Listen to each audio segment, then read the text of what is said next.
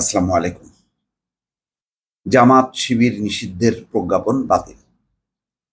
অর্থাৎ এখন জামাত শিবির কোনো নিষিদ্ধ দল নয়, তারা বৈধ দল এবং নিশ্চয়ই আশা করা যায় যে নির্বাচন কমিশনের নিবন্ধনও তারা পাবে।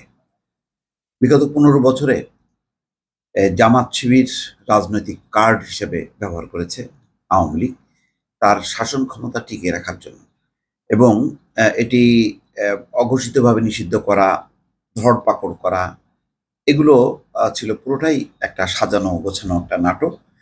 দেশের মানুষকে বিভ্রান্ত করা, প্রমাণ করা যে তারা মুক্তিযুদ্ধের দল, তারা স্বাধীনতায় বিশ্বাস করে। সেই কারণে তারা মুক্তিযুদ্ধের বিরোধী কোনো শক্তিকে সহ্য করতে পারে না। আসলে এইগুলো করার মধ্য দিয়ে তাদের মূল উদ্দেশ্য ছিল বিএনপি জামাতের যে ভোট ব্যাংক, তাদের যে সম্মিলিত শক্তি সেটাকে খণ্ড বিখণ্ড করা। তার মানে আদর্শিক বিষয় না, তাদের যেই শক্তি জনসমর্থন সেটাকে চুরমার করা, সেগুলিকে ধ্বংস করা এবং ধ্বংস করার মধ্য দিয়ে নিজেদের লম্বা সময় ক্ষমতায় থাকা। কিন্তু গত ১৫ বছরে দুর্ভাগ্যজনকভাবে উল্টোটা হয়েছে। জামাত শিবির তার তো সাংগঠনিক শক্তি, জনপ্রিয়তা আরও বেড়েছে।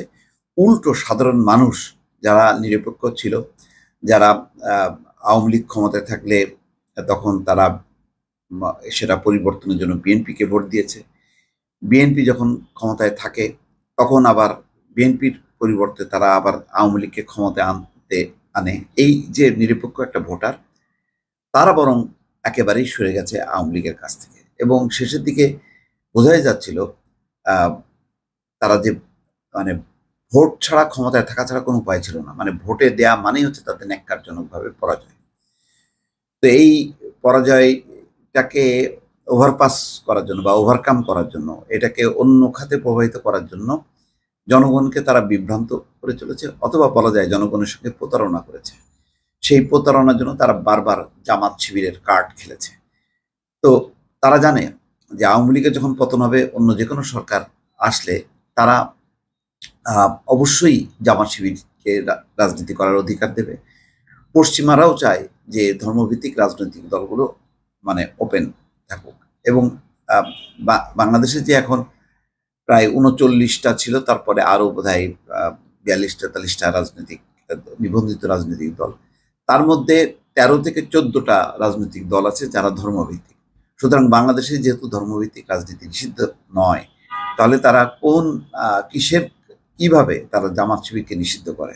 বলতে পারে তারা যুদ্ধাপরাধী। তো যুদ্ধাপরাধী হিসেবে তো তারা এই সংশ্লিষ্ট ব্যক্তি যাদের বিরুদ্ধে যুদ্ধাপরাধের অভিযোগ পাওয়া গেছে, এটাও একটা তাদের একটা কল্পিত সাজানো, মানে যাতে শীর্ষ নেতাদেরকে ফাঁসি দেওয়ার মধ্য দিয়ে একটা আইনি একটা কি বলে হত্যাকাণ্ড ঘটিয়ে জামাতকে যাতে দুর্বল করা যায়। আসলে সেটা করেছে। তারপরেও ধরে নিলাম যদি ব্যক্তির অপরাধ হয়, সেই ক্ষেত্রে দলের অপরাধ কেন?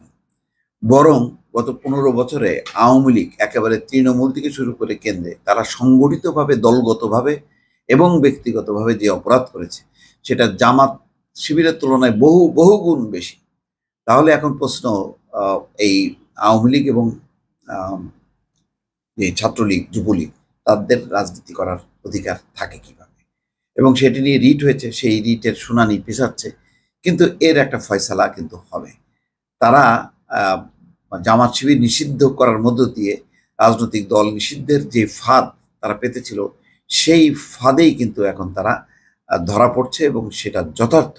বরং এই মুহূর্তে যদি আওয়ামী লীগ বা ছাত্রলীগকে নিষিদ্ধ করা হয়, মানুষ এটা অবাক হবে না, মনে করবে যথার্থ।